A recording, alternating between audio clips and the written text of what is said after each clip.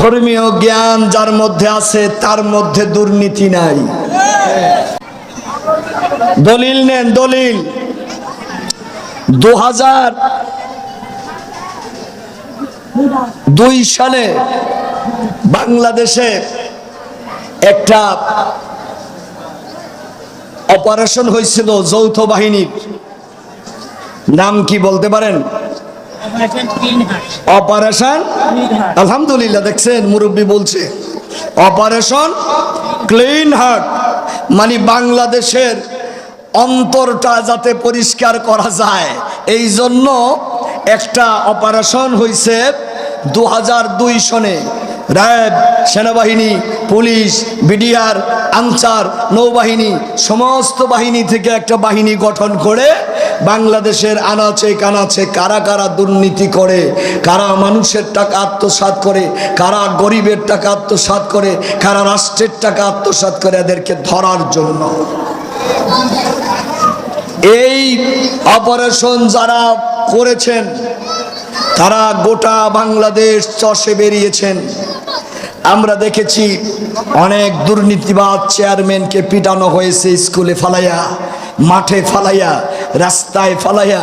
অনেক দুর্নীতিবাজ লোকগুলাকে, মাতাব্বরকে পিটানো হয়েছে। মানুষের জমিন যারা জোর দখল করে গ্রহণ করছে তাদেরকে মারা হয়েছে, পানিতে দাঁড় করানো হয়েছে।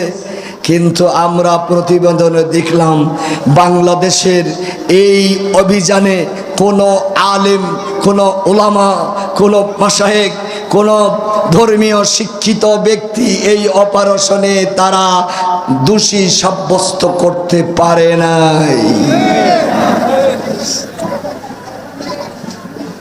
বাংলাদেশের আলেম ওলামারা বাংলাদেশের গুরুত্বপূর্ণ দায়িত্ব পালন করছে, কিন্তু গোটা পৃথিবী চারদিক থেকে একদম ক্যামেরা টাক করেও খুঁজে পায় নাই যে ওই আলেমের মধ্যে কোনো দুর্নীতি খুঁজে পায় নাই। আল্লাহু আকবার বলেন, খুঁজে পায় নাই।